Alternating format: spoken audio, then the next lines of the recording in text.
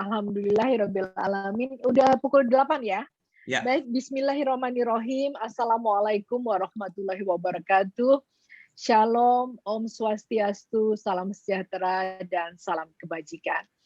Kami tim Cak Nurian Urban Sufism Class with Komarudin Hidayat amat gembira dapat kembali berjumpa dengan Bapak dan Ibu semua yang hadir sebagai pemirsa mendukung kelas ini. Kali ini kita akan membahas buku Anthropology of the Arabs, coretan-coretan etnografis dari Beirut. Buku ini adalah karya dari Bapak Hajrianto Y. Tohari dan diterbitkan oleh Suara Muhammadiyah. Jadi nanti Bapak dan Ibu kalau menginginkan buku ini dapat menghubungi secara langsung dengan Suara Muhammadiyah, penerbit Suara Muhammadiyah. Di sini sebagai pengantar buku ini ada Pak Amits. Pak Amits ini adalah pengantar buku ini dan beliau adalah antropolog ya. Alumnus dari Universitas Indonesia. Nah, Bapak Hajrianto Y. Tohari adalah Duta Besar Republik Indonesia untuk negeri Libanon. Maka studi etnografis dengan cara mengamati, mengeksplorasi, melihat, dan hidup bersama orang Arab inilah yang diceritakan dalam buku ini. Buku ini menjadi amat menarik karena Pak Hajrianto rupanya juga punya latar belakang sebagai wartawan sehingga cara menuliskannya sungguh menarik. Izinkan saya mengutip dari buku Pak Hajrianto tentang pendapat Anton Wessels, seorang teolog Kristen dan guru besar di sebuah universitas di Amsterdam, Belanda. Ia menyatakan bahwa bahasa Arab tidak dapat dikristenkan. Betapapun banyak orang Arab yang beragama Kristen atau penganut agama lain. Bahasa Arab tetap dikesankan setara dengan keislaman itu sendiri. Itu mungkin yang menyebabkan bahasa Arab mampu hidup ribuan tahun dibanding bahasa Yunani, Latin, dan Sanskerta. Puisi-puisi zaman jahiliyah sebelum Islam hadir pun masih bisa dibaca dan kerap dianggap sebagai puisi-puisi Islam. Bahasa Arab sangat kaya kosakata. Nah, saya kira sebelum kita menuju kepada Pak Hajrianto, saya persilakan kepada Profesor Komarudin Hidayat selaku tuan rumah dari acara ini untuk memberi sambutannya. Silakan Prof. Komar. Prof. Komar. Silakan Prof. Komar. Untuk memberi sambutan, Prof. Komar. Adi, suara saya kedengaran kan? Bu, jelas Mbak. Oke. Atau mungkin mau ini dulu ke Pak Hajri. Prof. Komar nggak kedengaran? Oke. Baik. Baiklah, kalau gitu kita langsung saja ke Pak Hajrianto untuk berkisah tentang bukunya, Perjalanan di Beirut ini. Dan saya harapkan Pak Hajrianto hanya sekitar 20 atau 25 menit lagi memaparkan buku ini. Dan agar kita dapat memberi kesempatan kepada para pemirsa di acara Urban Sufism Class with Komarudin Hidayat ini untuk dapat bertanya dan berdiskusi tentang bangsa Arab dan keberagaman bangsa Arab ini. Baik, silakan Pak Hajrianto. Masih di Pak Hajri, mikrofonnya okay. Pak. Ya, baik. Bismillahirrahmanirrahim. Assalamualaikum warahmatullahi wabarakatuh. Waalaikumsalam warahmatullahi. Salam sejahtera untuk kita semua. Salam, salam kebajikan. Om Swastiastu. Namo Buddhaya. Yang pertama kita panjatkan syukur, alhamdulillah, kehadirat Allah Subhanahu wa Ta'ala. Pada malam hari ini kita dapat bertemu dalam acara yang sangat menarik ini. Yang kedua, saya terima kasih kepada Mbak Wika yang membantu acara ini, Mas Pradana Adi Mukti yang menghubungi saya, dan last but not least tentu saja Pak Mas Komar, Prof. Komarudin Hidayat yang telah memberi kesempatan kepada saya untuk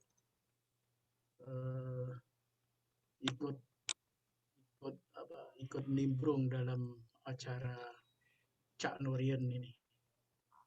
Tentu ini merupakan Cak Nurian Urban Sufism kehormatan, Class ya. ya, Cak Nurian Urban Sufism Class.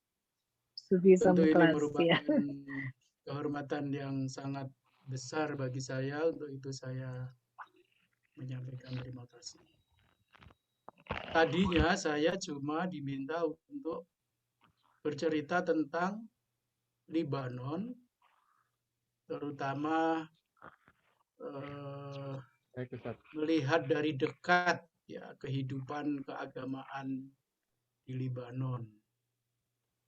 Dan Libanon ini negara Arab yang tidak seterkenal Arab Saudi atau Mesir, atau akhir-akhir ini Persatuan Emirat Arab yang sangat progresif, bukan hanya dalam bidang sosial dan budaya, dengan proyek-proyeknya yang sangat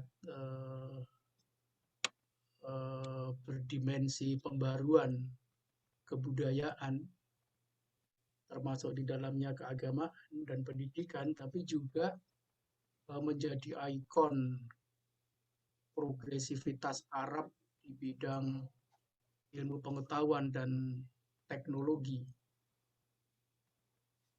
Bulan kemarin Februari, wahana ruang angkasa Emirat Arab itu nyampe di orbitnya di Mars, dan juga mulai berkembangnya proyek-proyek ruang angkasa Emirat.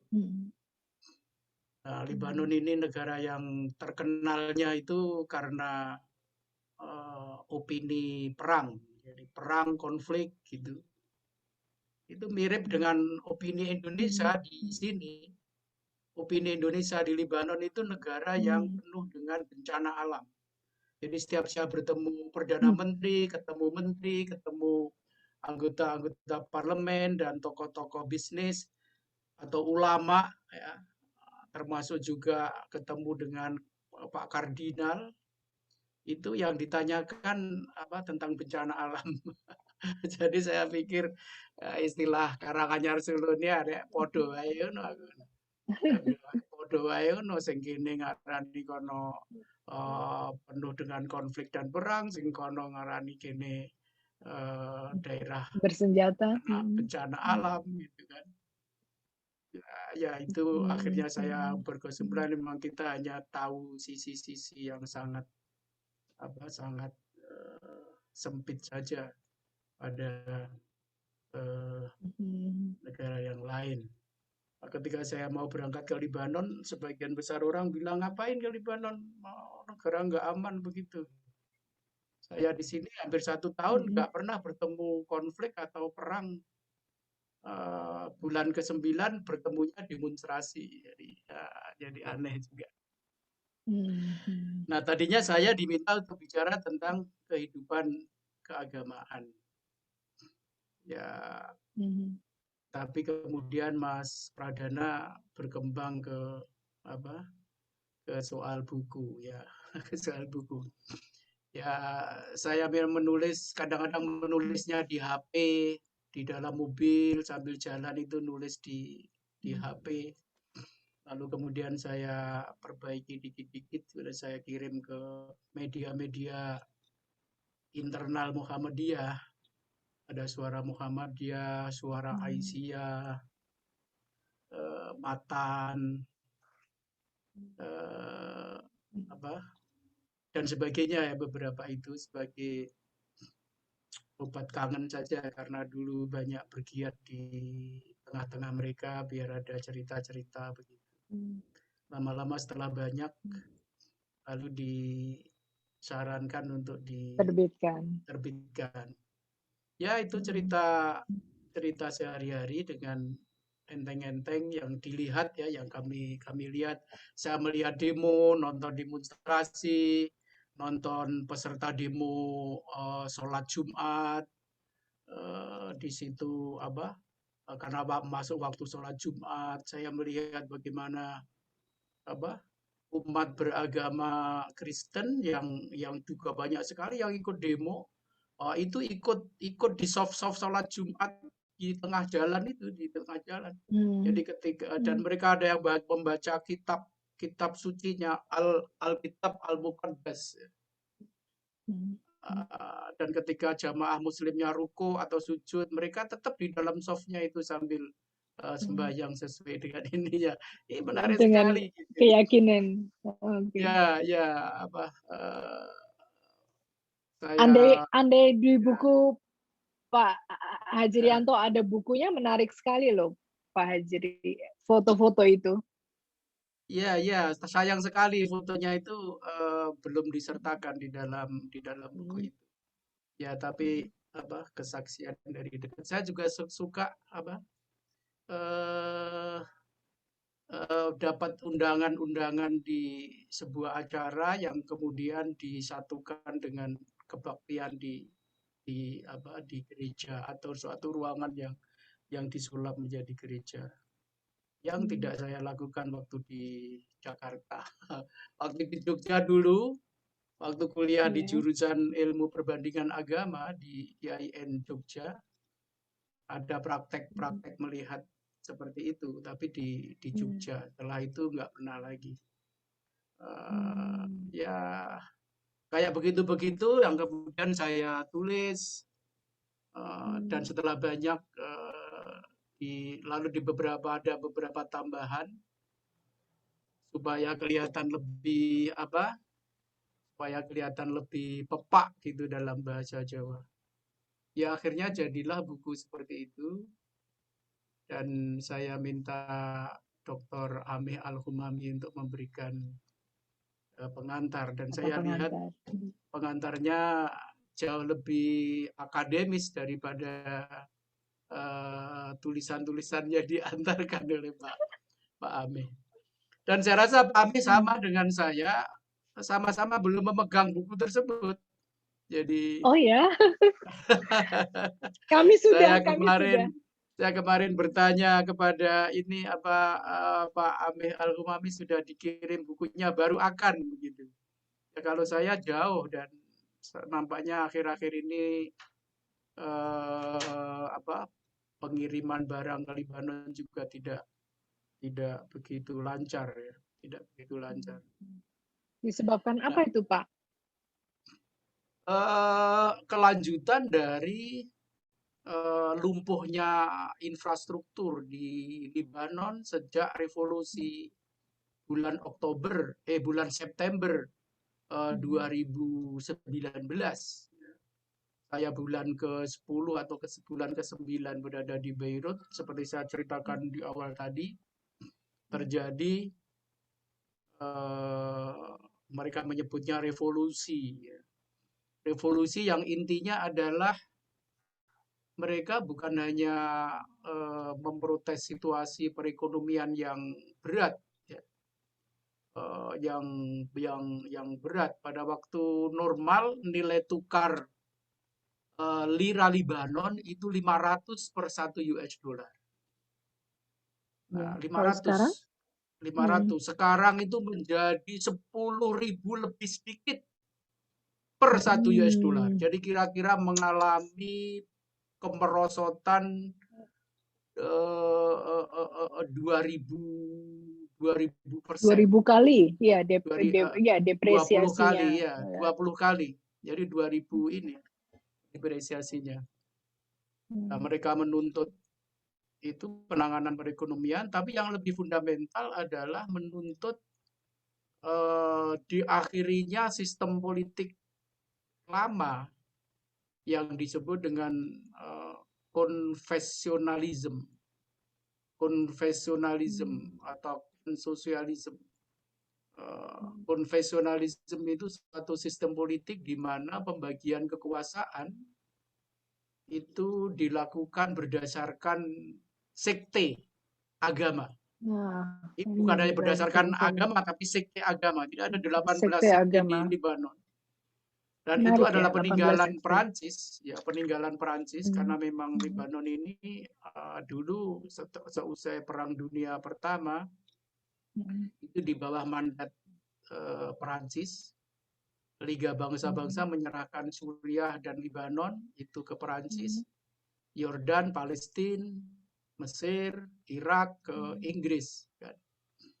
Nah, pada waktu Perancis meninggalkan Arab Levant, mereka meninggalkan warisan itu, pembagian kekuasaan secara konvensional tersebut, yaitu berdasarkan sekte agama ini ya. berdasarkan sekte. Ya, ada 18 sekte yang masing-masing mendapatkan jatah dalam kekuasaan. Kristen Maronis itu jatahnya menjadi presiden, pemimpin tertinggi di Libanon. Perdana Menteri jatahnya Muslim Sunni, Syiah ketua parlemen. Setiap kabinet harus separuh-separuh Kristen dan Muslim, lalu nanti setiap separuh itu dielaborasi ke sekte-sektenya masing-masing. Parlemen juga begitu, ya. setengahnya dibagi dua. Panglima tentara Libanon, LAF, Lebanese Army Force, itu harus dari Maronis, tapi kepala stafnya harus dari Druze. Kepolisian harus dari Sunni, dan seterusnya. Tapi berkembang akhir-akhir ini juga ke perguruan tinggi. Jumlah profesor dan peserta mahasiswa program doktor, itu harus juga proporsional. Itu juga harus berdasarkan 18 sekte itu. Sekte itu. Di beberapa jurnal ilmiah bahkan seringkali jadi bahan anekdot juga, jadi bahan joke. Misalnya kalau sampai terjadi perang dan kemudian selesai perang dihitung berapa jumlah korban yang meninggal, itu harus proporsional juga. Harus proporsional antara 18 sekte ini. Iya, ada 18 sekte itu. Itu joke. Jadi yang sampai korban ya, juga ya. Tapi betul. ini cuma sekedar joke ya. Iya, sekedar joke. Ya, sebuah sistem yang sektarianistik, tapi terus terang, ya.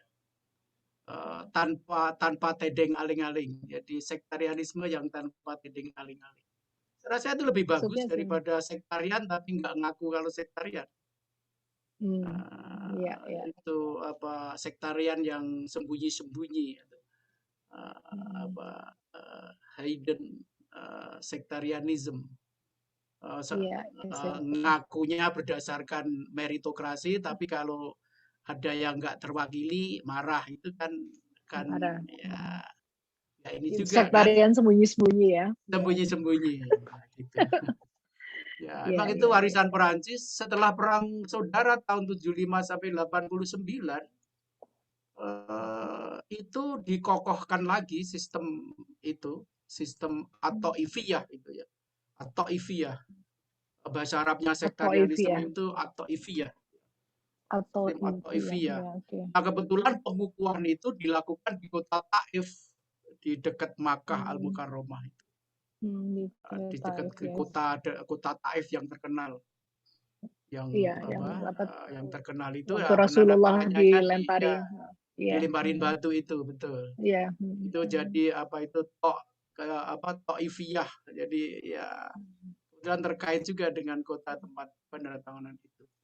Tapi Perancis saya rasa bukan hanya mewariskan itu, saya juga mewariskan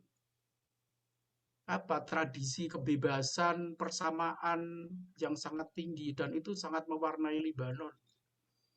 Tradisi ilmu pengetahuan juga. Tradisi ilmu pengetahuan juga, kebebasan, ya kalau bapak-bapak, ibu-ibu pergi ke Beirut, ya itu seperti pergi ke kota di Eropa.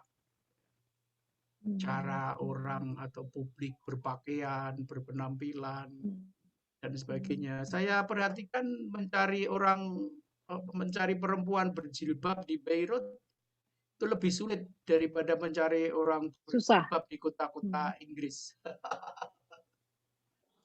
Oh iya, betul.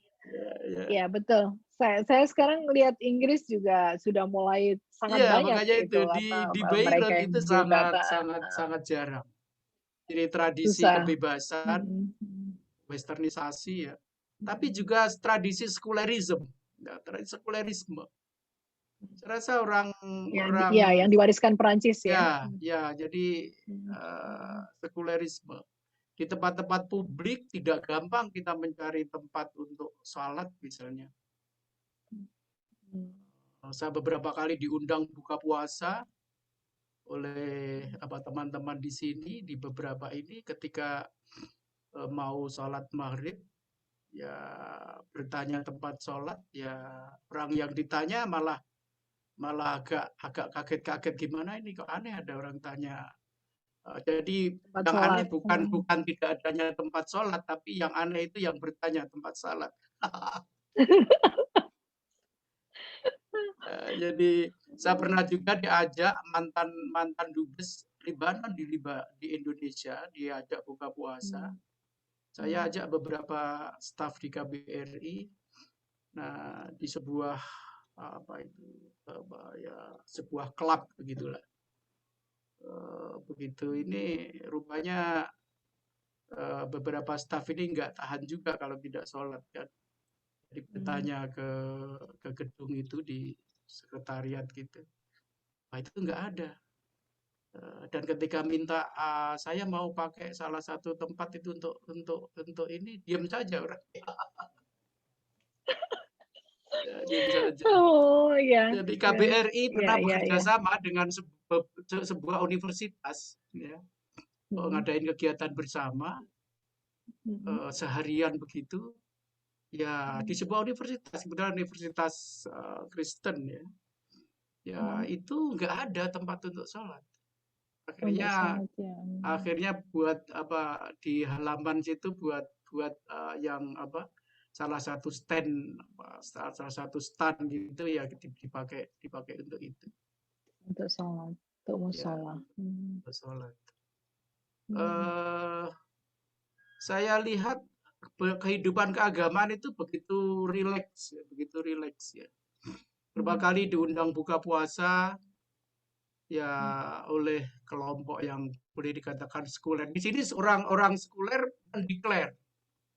Kalau di Indonesia kan ditutup-tutupin kan. Iya, Kalau takut.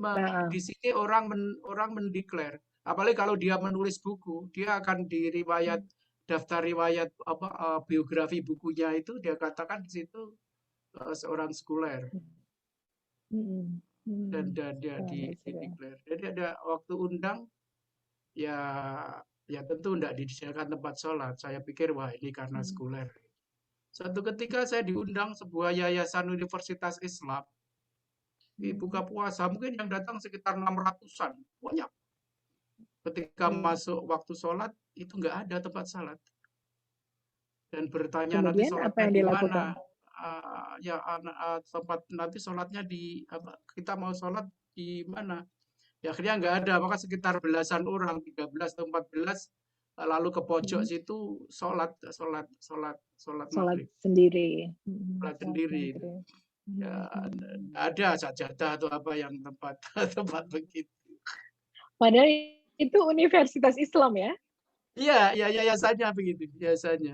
Saya jangan sebut namanya, nggak enak ya. Iya. Ya, tapi tidak mengapa. Ya itu mungkin pengaruh Perancis itu. Ya, pengaruh Perancis yang sekuler itu. Bahkan suatu ketika saya diundang sebuah universitas Islam lagi mengadakan sebuah acara ini. Di sini kan musim itu kan berubah-ubah karena punya 4 musim kan waktu-waktu sholat itu kan seringkali ini kan. Nah waktu itu maghrib itu sekitar pukul 19.20 itu waktu maghrib. Nah undangan acara itu jam 19. Nah ketika jam 19 tepat dimulai, wah kalau soal waktunya udah dahsyat itu. Disiplin banget. Acaranya rancak gitu ya, gaya orang barat. Yang nggak usah bertele-tele pakai gini mulai jam 7 mulai jam 7.20 terdengar azan di Di di Pati ini masjid. kebetulan tidak di kota Beirut. Itu jalan aja terus itu acara itu. Jalan terus itu. Ya begitu. Itu saya rasa pengaruh Perancis. Ada juga peninggalan yang lain soal kebersihan.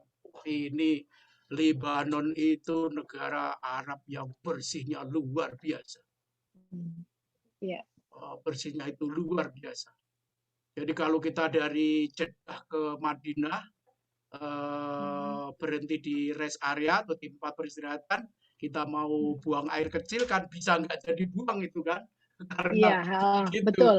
Waduh, begitu itu Iya, bisa nggak jadi buang itu. kotor dan Kotornya apa luar biasa. bau, Itu kebalikannya dengan Libanon. Hijaz ya, Betul, tempat Hijaz. rest Ini areanya Hijaz kebalikannya ya. dengan Libanon, Mbak Wika. Jadi di Libanon Hmm. itu masjid-masjid itu bersih sekali.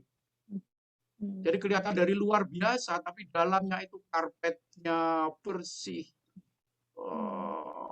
Menariknya lagi, tempat wudhu dan toilet itu selalu ada kertas tisu. Itu bukan hanya di kota Beirut, itu sampai di kampung-kampung. Itu saya heran sekali tentang kebersihan. Juga toilet-toilet umum itu selalu bersih-bersih sekali. Bersih-bersih sekali. Jadi masjid itu bersih, sound sistemnya itu bagus sekali. Imam-imam dan khotibnya itu betul-betul ulama gitu yang hafid ya. Hafid suaranya itu bagus, itu enggak Jadi ada itu indah sekali. pengeras suara toa yang nganggung-nganggung itu enggak ada ya. Enggak ada. Ya Yang sedikit-sedikit memekakan telinga. Iya betul. Wah, Jadi tidak syahdu lagi ya. Iya. Itu luar biasa. Iya, sangat luar biasa. Itu Ya, ini saya Pak rasa Hajri kayak peninggalan itu. Nah, dari terakhir mungkin Prancis menarik lagi dari sudut keagamaan ya terkait dengan ini. Institusi penjaga gawang bahasa Arab, maksudnya bahasa Arab Fusha, ya, bahasa Arab yang itu adalah gereja, masjid, dan pejabat resmi negara. Iya. Jadi Kalau gereja juga berbicara di luar itu, orang pakai bahasa Arab Libanon yang susahnya bukan main. Susahnya bukan sudah jadi bahasa Arab pasar, bahasa Arab kolokial yang beda banget ya. Beda banget. Nah, ini masjid, gereja itu pakai bahasa modern, bahasa Arab modern. Arab ya. Yang memang bahasa dulu Arab pelopor Fusha modernisasi, betul. Dekat saja, bukan bahasa Fusha, mereka menyebutnya bahasa Arab modern, dan perlu diketahui bahwa pelopor modernisasi bahasa Arab itu adalah Libanon. Yang kebanyakan itu modernisasi Arab, termasuk di dalamnya dan terutama modernisasi bahasa Arab, itu kan dipelopori oleh tokoh-tokoh Kristen, ya. Tokoh-tokoh Kristen di Libanon. Maka kamus-kamus bahasa Arab Libanon itu kan kebanyakan ditulis oleh dari umat Kristen. Seperti misalnya Boutros Bustani, yang menulis kamus Muhitul Muhit, 9 jilid tebal itu, Muhitul Muhit. Nah, itu seorang Kristen. hasilnya Arab modern itu dekat dengan Arab Fusha. Jadi Arab modern itu dekat dengan Arab Fusha. Karena memang kamus-kamus itu meskipun yang menyusun beragama Kristen seperti Baklabak, Louis Makluf dan sebagainya itu ya, Muhitul Muhit itu, ketika mengartikan sebuah kata itu mengambil contohnya itu ayat Al-Qur'an. Gitu lah. Mengambil contoh Nasrani ya. kata. Iya, contoh penggunaan kata itu ayat Al-Qur'an. Misalnya kitabun, misalnya saja kitabun itu .2 himpunan dari kertas yang berisi tulisan-tulisan yang mengandung pelajaran-pelajaran ilmu pengetahuan, teknologi dan kebudayaan. dan agama, gitu. Contoh kalimat Dalikal kitabu la roiba fihi hudal lil muttaqin. Surat Al-Baqarah ayat 2. Gitu. Ya, Jadi itu kayak contohnya ya dikatakan di situ. menarik ya. Ya betul, Yeah, misalnya that's interesting. asyamu gitu. Siyamu itu artinya apa? Di dalam dalam Puasa. ini kebiasaan di sini siam itu menahan ini makan minum Hawa macam nafsu. lebar. Nanti contoh kalimatnya ya ayyuhalladzina amanu kutiba alaikumus siyam kama kutiba alal ladzina min qablikum la'allakum tattaqun. Tatakun. Ya, bagus sekali. Nah, Pak itu Hajri, kayaknya kita menarik. karena sudah sangat menarik. Bapak dan Ibu, saya ingin bertanya, Prof. Komar sudah bergabung nggak ya? Loh, ada. Saya off gambarnya untuk mengurangi ini karena internet saya kurang bagus. Oh, baik, Prof. Ya, tadi saya minta tolong Prof untuk membuat sambutan di awal, tapi rupanya internet koneksi mungkin kurang bagus. Prof. Komar, silakan memberi sambutannya. Ya. Ini tumben, silakan, selama Prof. ini nggak pernah ada sambutan, karena dubes saja saya harus nyambut ini. Iya. Ini Mas Harjanto ini teman lama saya gitu ya, jadi dia itu bisa serius, bisa santai, bisa canda-canda, bisa jadi gimana kita saja. Bayangkan 4 kali di anggota DPR, gitu kan. Jadi 4 kali anggota DPR. Jadi bisa ngomong apa saja. Nah, saya ingin minta ini aja nanti kesan ya. Kesan orang kita sekarang ini kan terjadi Arabisasi di Indonesia ini, Arabisasi. Dari pakaian, bahkan ngomongnya pun ukhti ya akhi, gitu kan. Kemudian di tempat umum itu kan kalau WC itu bukan male and female tapi akhti ukhi gambarnya. Akhi dan ukhti ya. Nah, kemudian juga kemudian selamat ulang tahun. Iya, pokoknya berbagai Arab gitu. Barokah fi umrik, pokoknya gitu-gitulah gitu. Jadi ini jadi identitas kelompok yang kemudian Arab itu ya semakin identitas kearaban dan keislaman itu menguat. Gitu. Sementara tokoh-tokoh ulama-ulama kita itu kan jarang menunjukkan simbol-simbol kearaban. Kan. Ini satu, jadi saya minta gambaran nanti. Keduanya, antara Arabisme dan Islamisme memang itu tidak bisa dipisahkan ya. Saya tuh pernah punya profesor di Montreal, dia tuh mengajar Ijazul Quran, kemukjizatan Al-Quran. Waduh luar biasa, dia ahli bahasa, muji-muji keunggulan, puncak perkembangan bahasa sastra Arab tuh Al-Quran tuh puncaknya diakui luar biasa. Tapi nggak taunya dia itu orang Kristen gitu. Jadi dia itu bangga pada Qurannya, tapi dia itu Kristen, itu unik sekali kan. Makanya di Timur Tengah banyak orang yang banggakan keislaman, tapi dari sudut pandang budaya, Islam sebagai budaya, puncak-puncak budaya.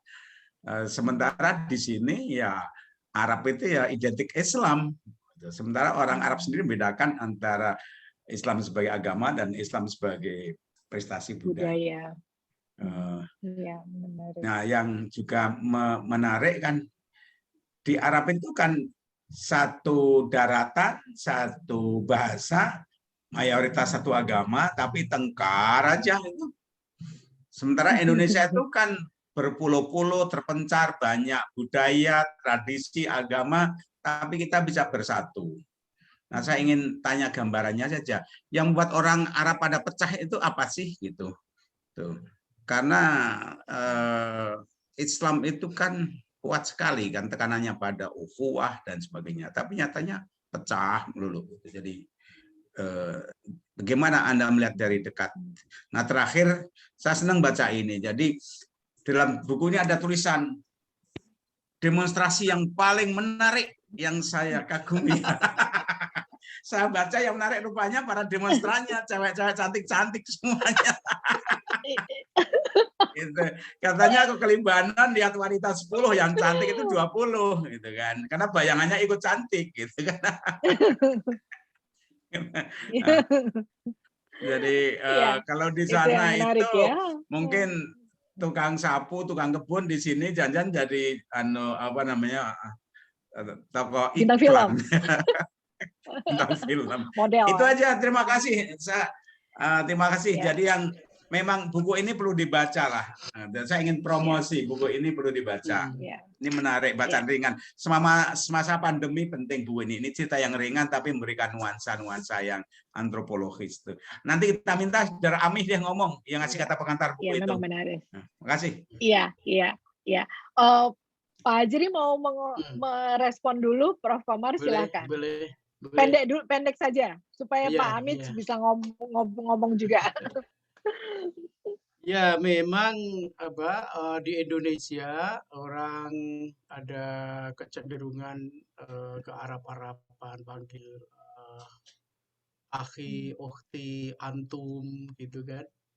Ya, tapi juga di Arab itu di Libanon ini saudara-saudara kita, teman-teman saya yang beragama Kristen itu juga mengungkapkan kata-kata seperti yang biasa diklaim sebagai ungkapan-ungkapannya orang Islam di Indonesia.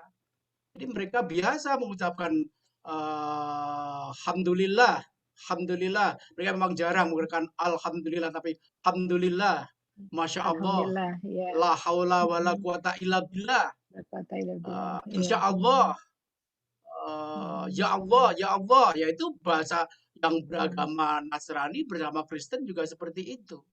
Bahkan kalau di gereja, di sini banyak sekali channel TV ya, ada mungkin 2-3 kali lipat dari jumlah channel TV di Indonesia. Ini negara yang penduduknya cuma 5-6 juta, tapi stasiun TV banyak sekali, masing-masing sekte punya. Ya, masing-masing sekte punya. Yang tadi 18 sekte doa-doa berarti di punya gereja 18 di sini channel. juga, betul. Di sini sering sekali siaran kebaktian di gereja disiarkan keluar gereja, jadi terdengar. Apalagi di TV itu jelas sekali ya. Saya juga beberapa kali menghadiri acara kebaktian di gereja. Itu berdoanya itu persis dengan doanya orang Islam di Indonesia. Ighfir lana khotoyana ya Rabbana. Ya, seperti itu. Jadi ighfir lana khotoyana ya Rabbana. Ya, saya pernah menghadiri upacara pemakaman mantan kardinal di sini. Ya, itu kira-kira 5 kilometer sebelum sampai di tempat itu udah mulai terdengar itu bacaan doa-doa ini kayak yang meninggal seorang ulama khos di Indonesia. Ketika datang di situ ya doa-doanya itu ya seperti itu. Ya apalagi tamu-tamu kehormatan yang duduk paling depan itu perwakilan dari Arab Saudi, perwakilan dari Vatikan, berjajar dengan presiden, perdana menteri, dan ketua parlemen. Gitu kan. Jadi ya sebetulnya kalau orang Indonesia pakai pakai ukhti, pakai antum dan sebagainya itu ya sebetulnya sama seperti orang menggunakan kata brother, ya nggak apa-apa juga kan, nyebut brother atau bro gitu kan. Ya di Arab juga nggak ada yang eksklusif bahwa kata-kata itu hanya milik satu golongan tertentu. Yang kedua, memang banyak konflik ya dan perang ya, banyak perang. Hanya bedanya orang Arab itu kalau perang kan banyak ditulis ya, ada kronik perang itu kan ditulis. Kalau dalam tradisi Arab disebut dengan Ayyamul Arab. Itu hari-hari Arab itu maksudnya hari-hari peperangan orang Arab. Ya perang itu dari dulu sampai sekarang itu memperebutkan sumber daya sebetulnya nggak agama, tidak konflik karena faktor agama. Lebih ke sumber daya. Ya, apalagi sekte. Ya. Saya melihat di sini begitu cair ya, begitu liquid ya antar umat beragama yang apa itu yang Yang tadi berbeda. 18 sekte itu Kita ya, saja, ya justru. betul. Kita saja yang suka memahami bahwa konflik dan perang mereka ini perang agama. Di dalam buku itu saya ada sebuah tulisan yang berjudul politik di Arab, teologi di Indonesia. Jadi di Arab itu ya sebenarnya politik saja, di Indonesia jadi teologi, jadi agama. Teologi, iya. Jadi agama. Ya mereka ini kan memang politiknya tinggi ya.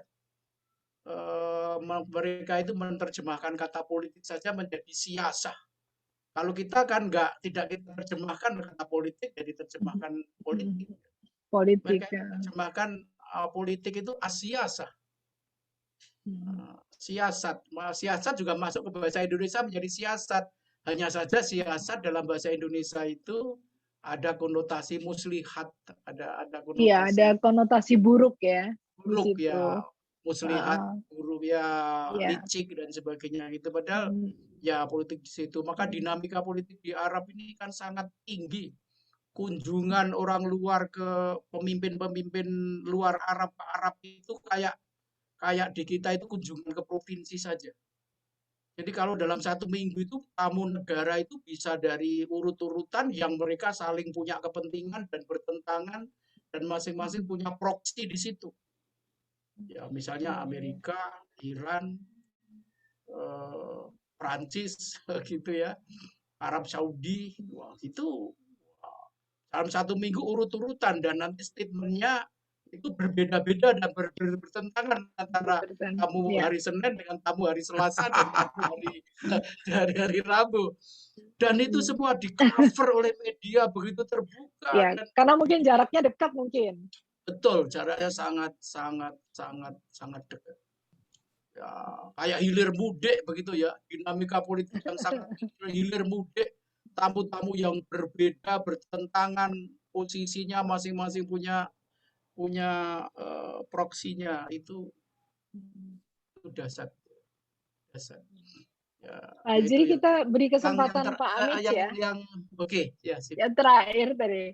Ya, soalnya ya nggak apa-apa ya Prof. Prof Omar yang ketiga belum dijawab. Biar Pak Amit bisa bicara. Iya, ingin dengerin Pak Amit. Pak Amit masih ada. Pak Amit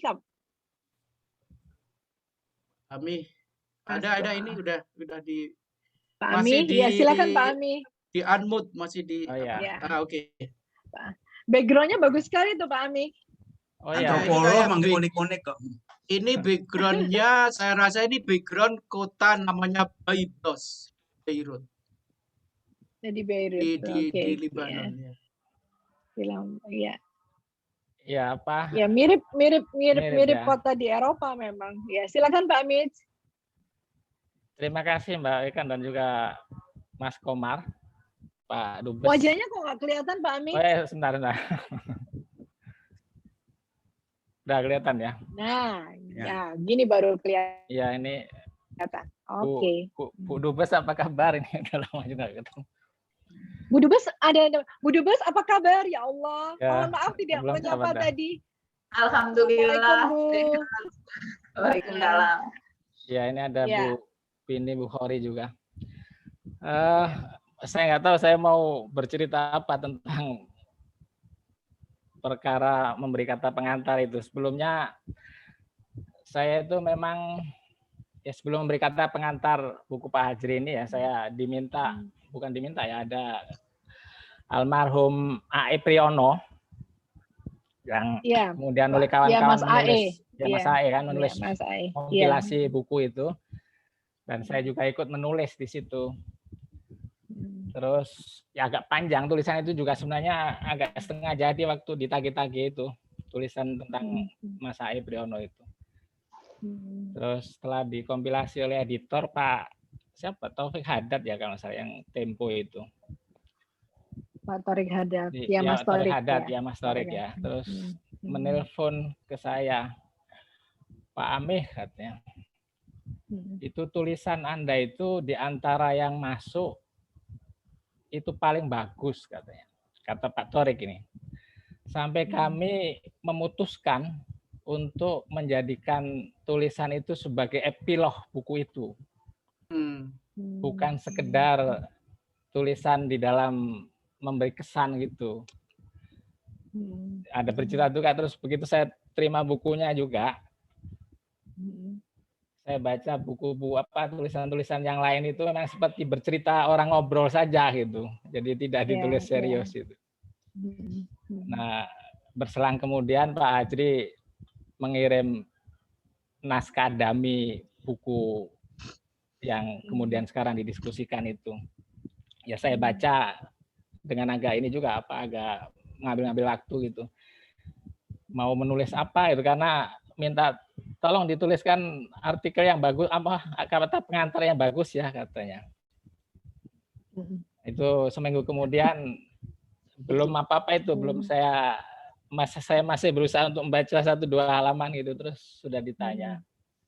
Nah, saya kan enggak bisa karena ini diminta oleh kawan baik, sahabat gitu, dan sejak lama, dan saya bisa selesai S2 di UI itu juga karena Pak Hajri selesai duluan itu.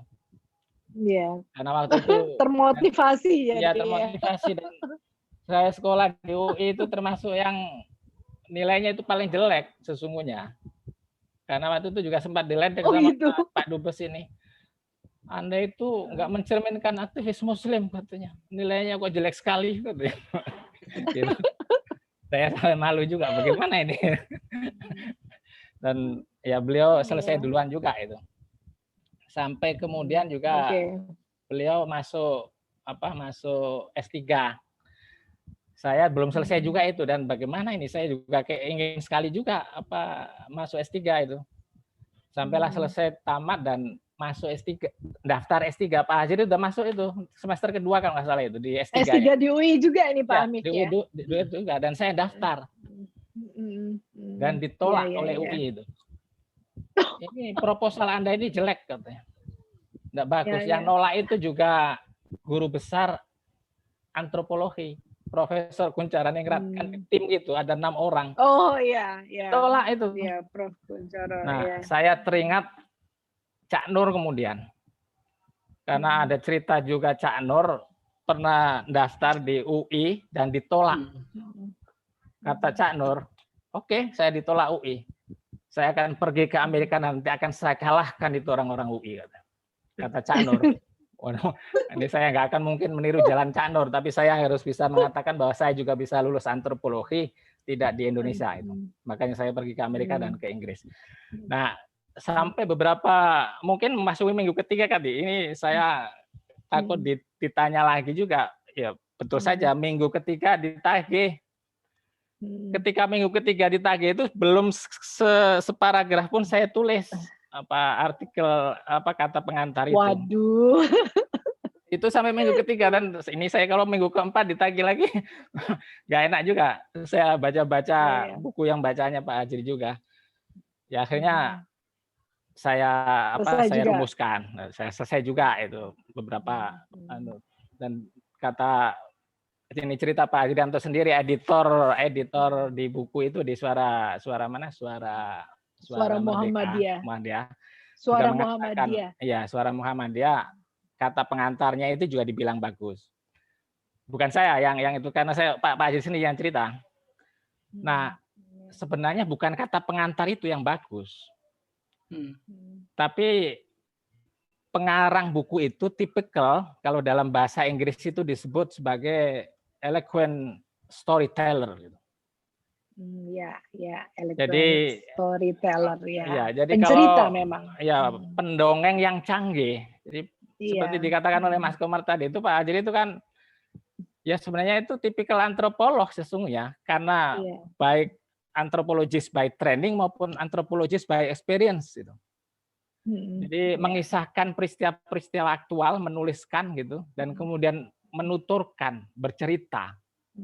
Ini kawan-kawan yang bukan berlatar belakang antropologi, jangan lupa juga ada orang yang sama sekali tidak punya pengalaman dididik sebagai ahli antropologi, yang kita sebut sebagai anthropologist by training itu, tapi bisa menulis buku antropologi itu tidak kalah bagusnya, bahkan lebih bagus dari ahli antropologi sendiri yang disebut sebagai antropologi by training itu. Itu namanya Akhil Gupta, orang India. Akhil Gupta, Akhil Gupta. Tahu kan Mbak Eka kan? Akhil Gupta ini kesarjanaannya itu bidang teknik elektro. Jadi dari S1, S2 itu dia seorang insinyur, seorang engineer gitu. Tapi buku antropologinya itu, Masya Allah, itu luar biasa. Dan menjadi rujukan standar. Itu contoh orang yang tidak punya latar belakang keilmuan tertentu, tapi kecanggihannya di bidang keilmuan itu setara atau bahkan melampaui orang yang dididik di bidang keilmuan yang bersangkutan. Nah, tipikal Pak Hajrianto itu kemahirannya kan baik bukan saja dari sisi tulisan, kita semua tahu bahwa produktivitas menulisnya itu di mana-mana, tapi juga cara bertuturnya, dan cara bertuturnya kan sangat so hilarious gitu. Jadi humoris gitu. Betul. Jadi mengemukakan kisah-kisah tertentu dengan cara yang sangat lucu, dan humornya itu humor berkelas gitu. Seperti Gus Dur begitu tuh kan. Dan Gus Dur berkelasnya juga agak ada sinikalnya juga kan, kalau ngeledek dengan cara humornya itu kayak Gus Dur itu. Gitu. Iya. Nah, betul kan? Jadi bagaimana menuturkan kisah-kisah itu dengan sangat baik dan selalu enak diikuti gitu, dan diceritakan dan kita menyimak itu. Jadi tidak mengherankan. Hanya tadi yang disebutkan yang kurang dari buku ini adalah melengkapi dengan foto-foto itu, karena etnografik itu sesungguhnya etnografi itu sesungguhnya selain menuliskan itu adalah juga memberi gambaran, namanya juga etnografi kan, apa yang peristiwa aktual yang ada di mana yang direkam atau difoto atau dipotret dan ditampilkan sehingga menjadi sebuah cerita. Dan ahli antropologi itu sesungguhnya adalah seorang penafsir atas peristiwa sosial itu. Jadi dia mengamati, mengobservasi, tapi pada akhirnya yang mengartikulasikan itu kan antropolog itu. Dan di dalam mengartikulasikan itu ada elemen kekuatan interpretasi dari ahli antropologi itu. Jadi kadang-kadang kalau antropologinya agak nakal ya dibumbui dengan sesuatu yang sangat imajinatif itu.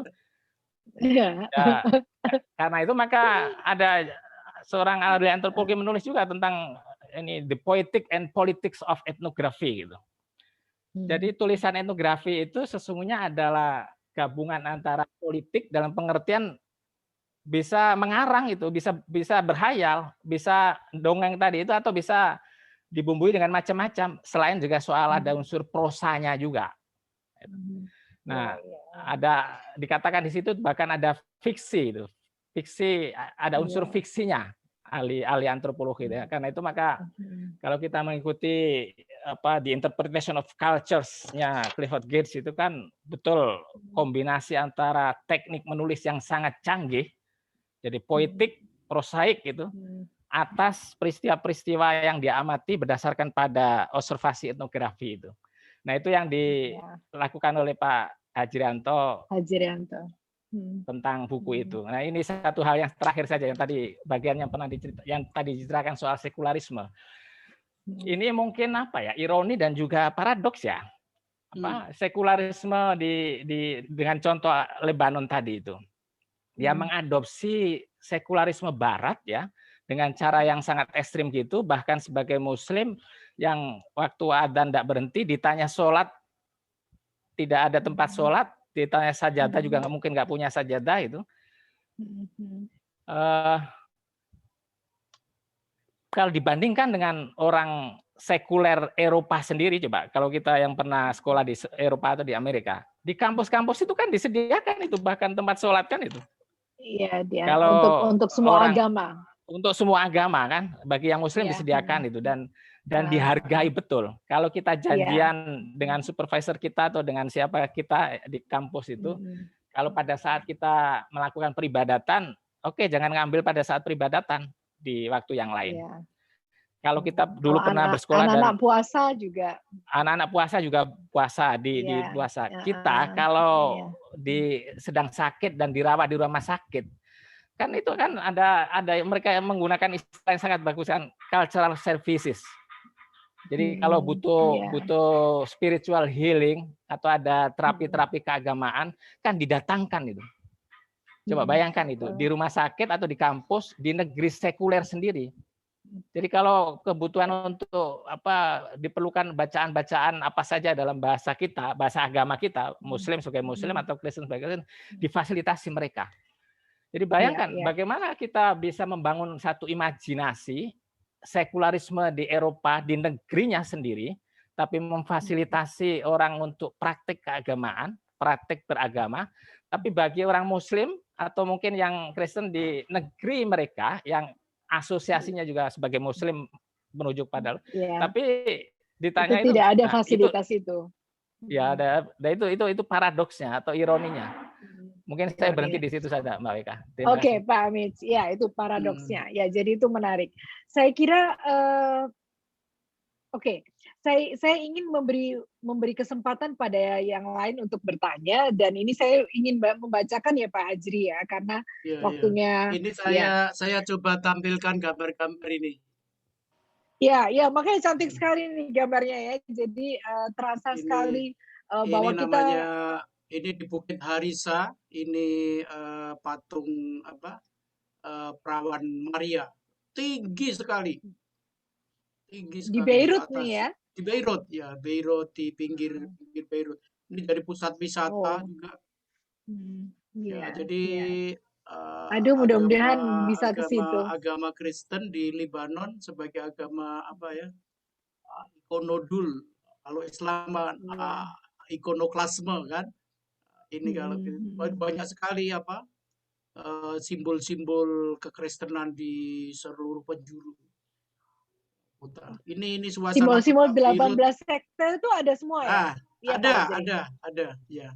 Cuma yang sangat dominan itu kekristenan. Ini kota Beirut pada waktu pandemi sepi ini ya. Ini masjid Al-Amin yang baru berdiri tahun 2006, ini berdampingan dengan ini sebelah sini, berdampingan dengan gereja katedral St. George. Tapi katedral St. George itu sudah zaman Ottoman ya. Kalau masjid ini baru tahun 2006. Baru saja. Baru saja. Tadinya tidak ada masjid di Beirut itu. Masjidnya kecil-kecil, isi 100 orang maksimal. Ini baru tahun 2006 itu punya masjid sebesar ini. Ini suasana perkotaan ya di daerah pantai. Di pantainya ya, menarik ya. Ya ini bangunan-bangunan berjuasi Arab Levant ini, rumahnya besar-besar kayak begini, istana-istana. Mereka yang jadi pelopor nasionalisme Arab, modernisasi Arab, sebagainya itu. Ya Pak, jadi indah sekali. Bendera Hizbullah ya? Iya. Itu termasuk sekte ya, Hizbullah? Ya, termasuk sekte. Jadi di sini kekuatan Syiah itu berada di Hizbullah dan di Partai Amal. Partai Amal itu sejak bahasa Perancis kan, itu mereka mendapatkan posisi ketua parlemen dan beberapa institusi negara lainnya. Hizbullah itu fenomena baru tahun 2000-an. Tapi sekarang menjadi kekuatan paling real di Lebanon. Jadi ini yang Hizbullah ini yang dituding oleh Amerika sebagai teroris, ya. Teroris atau minimal radikalisme, ya. Radikalisme, tetapi bukan ironis ya, menjadi bahan joke di sini karena aliansi Hizbullah dengan Maronis lah yang sekarang berkuasa di Lebanon. Jadi menarik ya. Dikatakan radikalis, ekstremis, Tetapi dia aliansinya berkuasa di dengan Lebanon. Kristen dan mereka sangat kompak Ya. yang mengantarkan Menarik. presiden sekarang. Ya. Pak Ajri, biar kita Oke, beri kesempatan silakan. untuk bertanya Ya. ya. Oke. Ini dari Ibu Alida Astarsis yang bertanya, apakah karena di Libanon seperti halnya di Barat, agama dianggap sebagai sesuatu yang privat? Silakan langsung aja Pak Hajri. Pendek Ya, saja. saya rasa bagian dari itu. Saya rasa bagian dari pemahaman seperti itu. Jadi lebih cenderung dianggap sebagai urusan privat dan tidak dibawa ke publik. Karena pada wilayah publik itu memang sektarianisme, tetapi sektarianisme dalam pengertian kelembagaan institusi. Jadi itu yang berkuasa di situ elit-elit politik yang karena di sini partai-partai politik juga partai-partai yang sektarian. Misalnya partai untuk golongan Syiah itu namanya Partai Amal. Partai untuk golongan Kristen Maronis itu namanya Free Patriotic Movement. Partai untuk golongan Muslim Sunni itu Al-Mustaqbal atau The Future. Ada juga Partai Kataib untuk sekte-sekte yang Kristen yang lain. Partai Armenia juga ada. Nah, itu yang sekarang anak-anak muda yang tadi saya ceritakan melakukan aksi-aksi unjuk rasa, itulah yang ingin mengakhiri, ingin diakhirinya politik sektarianisme itu, yang bagi mereka itu pengap, ya. Pengap. Oke. Ya.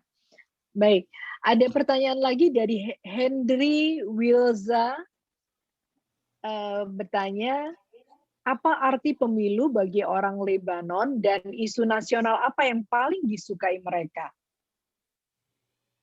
Yang pertama, pemilu bagi orang-orang Lebanon ini sangat bermakna terutama bagi kalangan tua, yaitu kalangan yang mengalami perang saudara antara ini tahun 75 sampai 89, yang solusinya adalah mengokohkan dan memformalkan sistem politik konvensionalisme itu.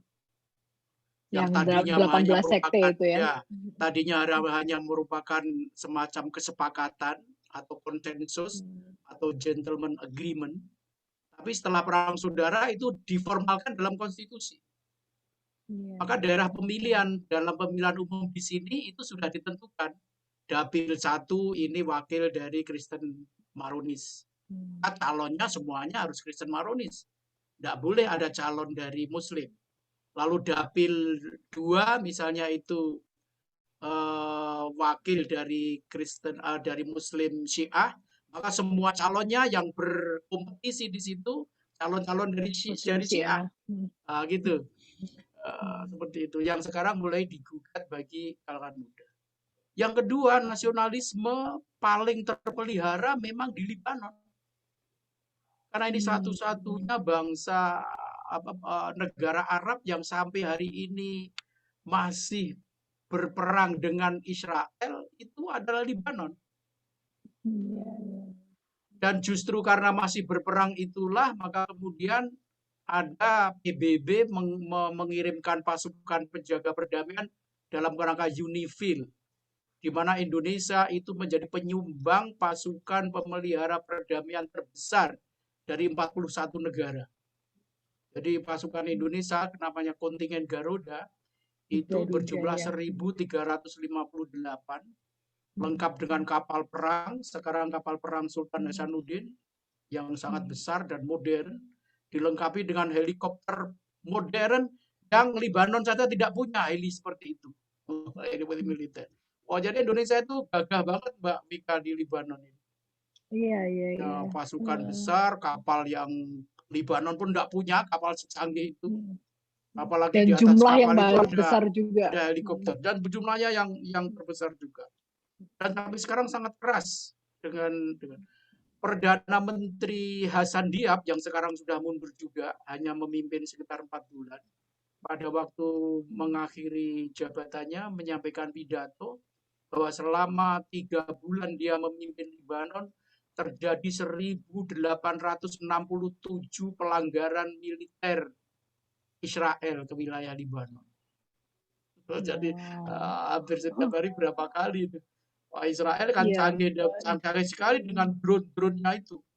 Mereka bisa menyerang markasnya Hizbullah di pinggiran kota Beirut dengan drone dan nanti akan segera dibalas. Wah, itu, nah nasionalisme di situ itu tinggi sekali.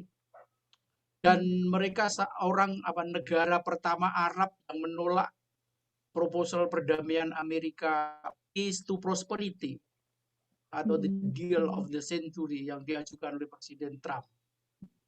Juga menolak kesepakatan Ibrahim yang menggiring Emirat, Bahrain, dan kemudian diikuti Maroko dan Sudan untuk menormalisasi dengan hubungan diplomatik dengan Israel. Ya, ini Libanon ini berbatasan dan setiap hari bahasa Jawanya itu bencerengan, ya. Saling membuat pernyataan mengancam, saling membuat pernyataan mau menyerang, mau membalas, dan kadang-kadang terjadi. Beberapa kali pasukan penjaga perdamaian Indonesia harus mengamankan diri ke bunkernya itu ketika sudah terjadi clash. Terjadi hal tersebut. Itu memang ini. Ya, oke. Oke. Ya, Pak Hajri. Oke, Pak Hajri, ini ada lagi pertanyaan dari Sinta Surada yang bertanya, bagaimanakah sikap orang Arab terhadap pelajar atau WNI yang berada di sana? Apakah terdapat rasisme dan perbedaan budaya yang signifikan sehingga sulit ditoleransi oleh orang Arab? Ya, silakan Pak Hajri dari Sinta Surada. Ya, pertama banyak sekali orang asing di Beirut. Kita tahu universitas-universitas yang sangat tua itu peninggalan zaman abad 19 seperti AUB yang terkenal itu, American University of Beirut. Itu dosen-dosennya banyak orang barat. Banyak universitas-universitas top di Amerika yang mengirimkan dosen profesor-profesornya di situ. Di situ orang-orang seperti Khalid Walidi dan Klen Walidi yang ilmuwan beken itu. Dulu juga Huroni itu juga mengajar di situ. Walhasil banyak sekali ilmuwan yang tinggal di Beirut. Dan mahasiswa, memang Indonesia itu kan mahasiswa yang dikirim, yang belajar ke Timur Tengah, sebagian besar, bahkan mencapai angka 90% lebih, itu belajar agama. Dan Libanon memang bukan tempat yang cukup bagus dalam pendidikan agama. Karena universitas-universitas Islam itu baru muncul dan berkembang sekitar 40-an tahun terakhir. Bahkan banyak yang 20-an, 15 tahun terakhir. Ya, baru muncul tradisi pendidikan tinggi itu mulai. Jadi kira-kira universitas Islam itu ya seusia Universitas Islam Indonesia, kecuali UII Jogja yang memang sejak tahun 45-an ya. Setelah itu kan baru tahun 70-an, 80-an, 90-an. Seperti Paramadina gitulah, itu tahun berapa? Baru-baru ya. Ya, Universitas Islam seperti. Jadi tidak ada rasisme di situ ya terhadap pelajar. Tidak ada. Memang ketika kemarin terjadi pandemi, itu ada beberapa keluhan yang masuk dan laporan ke KBRI. Beberapa orang diperlakukan sebagai mengandung rasisme. Karena dianggap wajah-wajahnya kan wajah-wajah seperti Cina, dan pada waktu itu kan corona atau COVID-19 kan dari Wuhan, lalu ditunjuk-tunjuk atau bawa corona, kau bawa corona dan sebagainya. Dan sebelumnya belum pernah terjadi. Belum pernah terjadi ya. Jadi itu baru-baru ini. Oke, Sinta, semoga bisa menjawab. Dan ini ada pertanyaan ditambah lagi sedikit ya soal kepada orang asing. Nah, Libanon ini peninggalan yang ditinggalkan Perancis, maka tradisi bahasa Perancis itu tinggi. Beberapa universitas itu menggunakan bahasa bahasa perkuliahannya bahasa Prancis. Perancis. Kalau EUB itu Menarik. berbahasa Inggris dan rata-rata orang Libanon ini poliglot. Jadi lancar berbahasa Inggris Lancar dan berbahasa Perancis. macam Jadi nggak bisa bahasa Arab ke Beirut itu nggak masalah sama sekali. ya, karena mereka pandai bahasa Inggris. Diplomat Indonesia semuanya nggak bisa berbahasa Arab, tapi nggak pernah ada masalah karena memang rata-rata kemampuan berbahasa ininya tinggi. Dan lagi Libanon ini seperti saya sebutkan di muka, tradisi pendidikan tingginya tertinggi di negara Arab. Ya, termasuk yang tertinggi ya, dan disegani lah apa universitasnya. Ya, karena di sektor-sektor profesi-profesi modern di Arab-Arab, di negara-negara Arab Teluk itu kebanyakan diisi oleh orang Libanon. Oke. Ya, jadi kita jadi punya pandangan berbeda sekarang tentang Libanon. Kemudian Verita Koapaha bertanya, apakah Nasrani di Libanon juga mengucapkan Assalamualaikum? Ya, itu mereka. Aja pertanyaannya.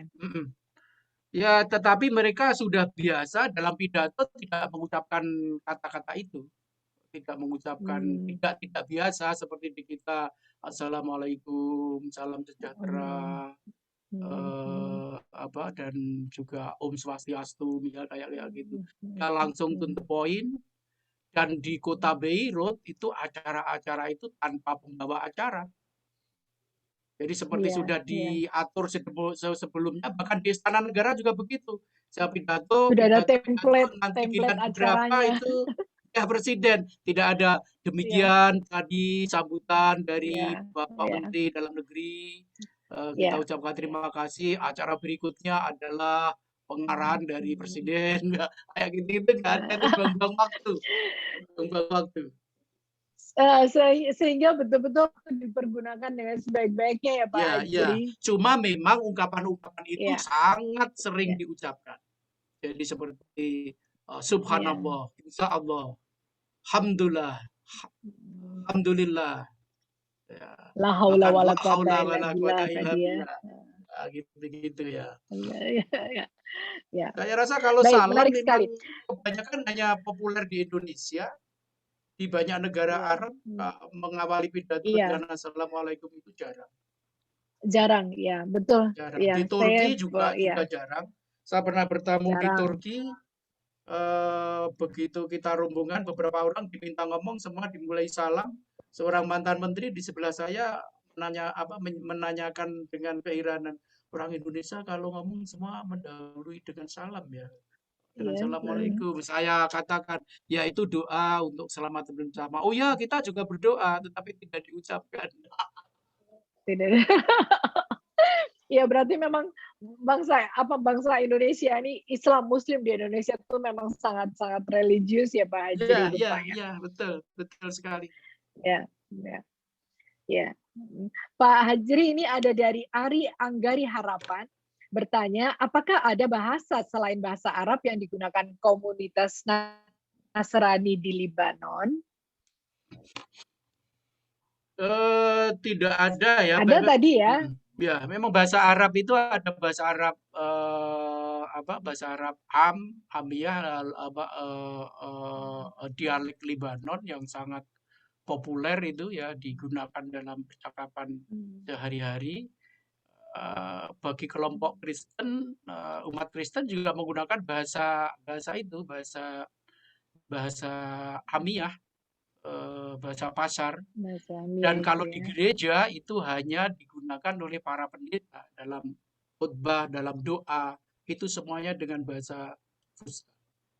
Umat Kristen selain itu ada bahasa yang lain namanya umat Kristen Armenia, itu menggunakan bahasa Armenia sendiri. Gerejanya pakai bahasa Armenia, TV mereka pakai bahasa Armenia, video TV mereka, radio mereka pakai bahasa Armenia. Demikian juga dengan penerbitan mereka dengan bahasa Armenia. Oke, ya. Tapi kalau Ari sudah pidato dari Harapan, resmi, presiden itu memang menggunakan bahasa Arab Fusca. Dan biasanya ya, teks ya. oke. Setiap orang berpidato dengan bahasa Arab modern bahasa Arab modern yang dekat saat ini yang dekat dengan bahasa Fusca itu selalu dengan teks dengan membaca teks. Jadi nampaknya memang ada tingkat kesulitan tertentu menggunakan berpidato dengan bahasa Arab Fusca tanpa teks. Ya, Jadi itu memang lebih ke bahasa disusun. Arab pasar ya. Ya, Betul. ya. Ya. Baik, ya ini terima kasih Pak Hajri. Ini ada lagi pertanyaan Pak Hajri, banyak sekali, cukup banyak. Jadi ini Abdillah bin Umar bertanya, Pak Dubes, di mana ya posisi ulama di Libanon? Misalnya ulama Sayyid Hasan Nasrullah. Nah, bagaimana Pak Hajri? Ya, pertama urusan agama di Libanon itu tidak menjadi urusan negara. Dan karena itu tidak ada Kementerian Agama. Jadi Libanon ini tidak punya Kementerian Agama, baik namanya Kementerian Wakaf, urusan haji, maupun Kementerian Agama. Agama diurus oleh masyarakat. Agama umat Katolik, Maronis ya oleh kardinal, Ortodoks oleh para pendeta Ortodoks, lalu Muslim Sunni diurus oleh mufti. Mufti ini bukan negara, tetapi seperti MUI ya, yang menentukan kapan mulai bulan puasa, kapan 1 Syawal, dan sebagainya itu mufti. Mufti Libanon itu sebutannya dalam bahasa Inggris itu Grand Mufti Libanon. Grand Mufti Libanon, dan kantornya ada di Darul Ifta. Sementara yang Muslim Syiah itu ada pemimpinnya sendiri, Hizbullah ada pemimpinnya sendiri. Yang tadi disebut Mbak Aya tadi, Sayyid Hussein Nasrullah itu adalah sekretaris jenderal Hizbullah. Seorang tokoh sangat berpengaruh di Libanon. Syiah ini ya. Sampai hari ini dia menjadi sekjen sejak berusia 31 tahun. Sekarang sekitar 56 tahun. Setelah sekjen yang terdahulu. Ya, Pak Hajri, Syiah Hizbullah itu Syiah. Dia tidak pernah tampil di publik kecuali di layar televisi. Dia mempunyai stasiun televisi yang penggemarnya besar, pengikutnya banyak, namanya Al-Manar, di samping juga NBN, Nightberry Broadcasting ya, network itu selalu pidato menyampaikan pesan-pesannya di situ. Jadi kalau ada misalnya Menlu Amerika datang ke Beirut, lalu jumpa pers hari Senin, nanti Senin malam itu sudah ada tanggapan dari Sayyid Hussein Nasrullah di TV. Sering melakukan lapat akbar, tetapi di TV, di mana terjadi itu tidak pernah tahu. Karena Hizbullah ini memang agak agak tertutup. Ya, agak tertutup. Markasnya di mana juga kita tidak tahu. Mereka membuat museum di atas gunung, namanya Gunung Melita. Itu museum yang menggambarkan kemenangan mereka terhadap Amerika dan Israel, yang bisa mengusir Amerika dari Beirut, 20.000 tentaranya tahun 89 itu. Itu luar biasa museumnya. Dia seorang tokoh yang sangat sangat karismatik. Tapi kita hanya tahu dari berita. Kita tahu hanya belum pernah beberapa kita melihat secara nyata. Beberapa kali saya minta bisa ketemu deh seperti apa gitu kan. Itu dijanjiin aja, tapi belum pernah jumpa. Berhasil selama di sini. Sangat karismatik dan kurator ya. Artikulasinya itu dahsyat ya. Dalam bahasa Arab, bahasa Inggris, dan bahasa Perancis ya. Memimpin sebagai sekjen itu sebagai pimpinan tertinggi, dan pengikutnya besar, dan banyak orang mengatakan bahwa kekuatannya itu yang paling kuat dan paling real di Libanon sekarang ini. Di Dari Libanon para ya. analis kalau kita baca di Iya. tulisan-tulisan dan di buku-buku kekuatannya itu. Tetapi itu tadi sekali lagi kita hanya bisa melihat di media. Melalui televisi ya, tidak dapat jumpa langsung. Oke, Abdillah bin Umar, semoga dapat menjawab ini. Rupanya Anda sangat kagum juga dengan Sayyid Hasan Nasrullah. Oke, ada pertanyaan lagi nih Pak Hajri. Kalau di pertanyaannya Tami ini adalah salah satu dari tim Cak Nurian Urban Sufism Class with Komarudin Hidayat. Jadi ini Tami bertanya, kalau di Indonesia ada agama-agama lokal yang kadangkala karena tidak diakui negara maka menjadi agama yang mengasosiasikan diri dengan agama tertentu yang diakui negara. Misalnya Kaharingan menjadi Hindu Kaharingan. Kemudian ya seperti itu. Jadi untuk Libanon 18 sekte itu ada sekte yang minoritas-kah atau diakui setara? Ada. Jadi misalnya Druze, Druze itu pada perkembangan awalnya itu kan Muslim. Salah satu ulama Druze yang sangat terkenal itu Amir Shakib Arshalan. Itu banyak dikutip oleh para pemimpin Islam di Indonesia karena dia menyusun sebuah buku yang sangat terkenal berjudul Limada Ta'akharul Muslimun wa Taqaddama Ghairuhum. Mengapa orang-orang Islam itu mundur sementara yang lain maju, yang sangat terkenal itu sangat Muslim ya. Tapi dalam perkembangannya kemudian itu terus itu seperti menjadi umat non Muslim, menjadi umat seperti tidak termasuk Muslim, walaupun dalam pembagian kekuasaan dia dihitung Muslim. Jadi kalau misalnya menteri 30, 15 Kristen, 15 Muslim, terus akan mendapatkan 2 dari bagian Muslim. Demikian juga dengan parlemen. Kalau parlemen 120 berarti 60-60, maka terus mendapatkan porsi dari 60 yang bagian Muslim. Saya ada satu tulisan dalam buku itu tentang Druze ya. Tentang Druze itu memang mirip-mirip dengan mirip-mirip dengan aliran kepercayaan di Indonesia. Di Indonesia ya.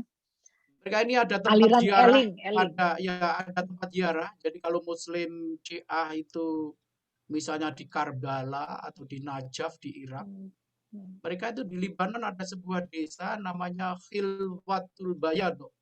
Ini Khilwatul Bayado itu tempat suci ya. Al-Amakinah Al-Muqaddasah. Itu tempat ziarah Druze dari seluruh dunia.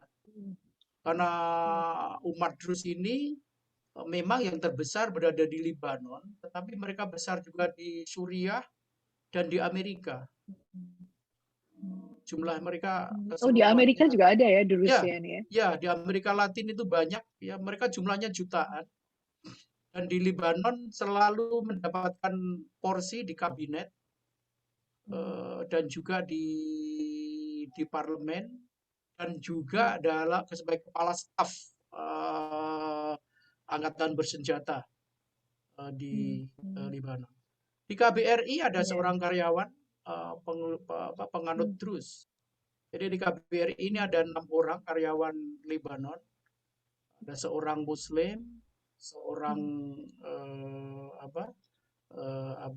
Syiah, Amal, satu lagi lebih ke Hizbullah, satu Druze, 2 orang Druze malah, dua orang Druze, 2 orang Druze di KBRI sini ya. Di KBRI ya. Kemarin dulu ada yang beragama Kristen Maronis, tapi belum lama ini pindah pekerjaan. Oke Pak Hajri, kita punya waktu hanya tinggal 6 menit nih. Oke. Mbak, nyamber dikit, itu salah satu penganut Druze yang terkenal itu istrinya George Clooney itu, Amal Alamuddin ya. Itu cantiknya dan pinternya subhanallah. Dia pengacara yang yang mendampingi korban ISIS kemarin. Oke. Kalau Ya. cantik memang seperti yang disampaikan Mas Komar tadi. Jadi kalau bertemu Ya. 10 orang, 20 yang 20 yang karena bayangannya cantik. juga cantik. Karena bayangannya cuma cantik gitu. Berarti lebih baik kelibatan dalam keadaan single ya Pak ya? Oh ya, betul. Cuma harus tahu itu juga saya tulis dalam buku itu tentang mahar. Oh. Jadi di sini kan mazhab Maliki. Oh. Jadi mahar itu ada dua, namanya mahar muqaddam dan mahar muakhor. Mahar muqaddam itu mahar yang dibayarkan di muka ketika akad nikah. Mahar muakhor itu mahar yang dijadikan deposit atau di dalam escrow account kalau terjadi kemungkinan buruk seperti perceraian. Dan itu mahal, Mas Pradana. Jadi mahar di sini misalnya 1,5 miliar, lalu nanti dinegosiasikan yang muqaddam berapa, yang muakhor berapa. Misalnya yang muqaddam itu 500 juta, maka yang muakhor 1 miliar. 1 miliar itu harus di-deliver ketika nanti terjadi misalnya perceraian. Tanpa itu pengadilan tidak akan bisa memutuskan perceraian. Oke, berarti itu bagus sekali. Itu perlindungan perempuan. Sehingga kalau terjadi perceraian dia ini. Dan rata-rata itu memang sekitar itu. Kalau kelas menengah ke atas itu antara 1,5-2 M ke atas. Aduh. Maka Mas Pradana perlu saya ketahui bahwa di sini angka pernikahan laki-laki itu cenderung tua. Karena dia perlu waktu untuk menabung bertahun-tahun. Ya. Jadi nggak bisa modal, nggak bisa modal seperangkat alat sholat tunai ya Pak ya? Nggak bisa, nggak ada. Itu orang di sini tertawa kalau dibilangin dengan mahar perangkat sholat. Apalagi yang itu uang dengan bentuk jutaan sesuai dengan tahun kelahirannya, 1.970 rupiah. Waduh, itu nggak bisa deh itu ya. Oke Pak Hajri, karena waktu kita sudah tinggal 3 menit nih, Bapak dan Ibu semua pemirsa Cak Nurian Urban Sufism Class with Komarudin Hidayat, saya minta maaf tidak dapat membacakan pertanyaan-pertanyaan Bapak dan Ibu semuanya, dan saya sangat mengapresiasi Bapak dan Ibu karena pertanyaannya sangat banyak dan sangat bagus-bagus, saya menyukainya. Pak Hajri Yanto saya kira juga sangat menghargainya. Saya ingin ada statement closing dari Prof. Komar. Silakan Prof. Komar. Ya, terima kasih Pak Dubes. Saya berharap sering-sering banyaklah nulis buku, dan saya bayangkan Lebanon itu memang laboratorium yang menarik sekali untuk pluralisme dan juga bagaimana memanage keragaman. Saya pernah ketemu dalam satu forum diskusi dengan anak Lebanon, masih muda sekali. Mereka itu kalau ngomong politik itu seperti kita cerita Kancil Curi Timun. Jadi politik itu kayak obrolan sehari-hari. Orang sana makanya cerdas-cerdas, bicara berdebat tuh biasa sekali. Dan Prof. Tidak perlu Komar takut. itu di sini banyak sekali buku-buku yang kalau untuk ukuran Indonesia nakal. Buku-buku nakal ya, yang bisa bikin marah orang lah. Tapi di Lebanon itu terbit dengan biasa, karena itu salah satu rahasia mengapa penerbit Lebanon itu menguasai kitab-kitab di dunia Islam, mungkin sampai angka 70-an%, karena memang penerbit di sini begitu bebas menerbitkan buku. Yang mungkin kalau diterbitkan di negara yang lain bisa didemo itu. Iya. Jadi satu hal saya ingin garis bawahi mereka, bahwa dalam suasana keterbukaan, bebas mengekspresikan, selama etika itu dijaga, jangan konflik fisik, maka kemudian ilmu pengetahuan, pendapat itu akan bertumbuh cepat dan tajam. Tapi orang yang mudah dikit-dikit kompromi, nggak mau berdebat dengan tuntas, maka kebenaran itu jadinya mediocre. Nah, di Lebanon itu mengapa bisa tajam? Karena mereka terbiasa dalam satu perdebatan yang terbuka sekali. Kalau kita kan nggak pernah ada keterbukaan, maka kemudian jarang buku kita yang tampil secara radikal, mendalam. Mungkin begitu. Gimana Pak Dubes? Setuju sekali. Itu aspek yang penting untuk ditulis itu. Oke, makasih. Menarik sekali. Makasih. Baik, ya. Jadi saya tidak perlu menyimpulkan apapun karena sudah disimpulkan oleh Prof. Komar. Jadi yang penting adalah betapa nikmatnya kalau kita dapat berdiskusi dunia demokrasi yang betul-betul pure ya, sehingga tidak perlu takut apapun untuk menyampaikan sesuatu. Sehingga ada juga di dalam bukunya Pak Hajrianto tentang penerbitan itu yang dengan mudah untuk menerbitkan buku-buku yang bagus. Baik, terima kasih Bapak dan Ibu semua atas perhatian dan pertanyaan-pertanyaan yang telah Bapak dan Ibu sampaikan. Dan saya berterima kasih kepada Pak Hajrianto Tohari, kepada Pak Amit, dan juga kepada Ibu Hajrianto. Terima kasih banyak sudah hadir. Terima kasih Prof. Komarudin. Terima kasih kepada semua pemirsa malam ini. Semoga bermanfaat. Assalamualaikum warahmatullahi wabarakatuh. Selamat malam dan salam sejahtera. Terima kasih banyak. Waalaikumsalam. Terima kasih sama-sama. Saya juga terima kasih sekali. Terima kasih Pak Hajri.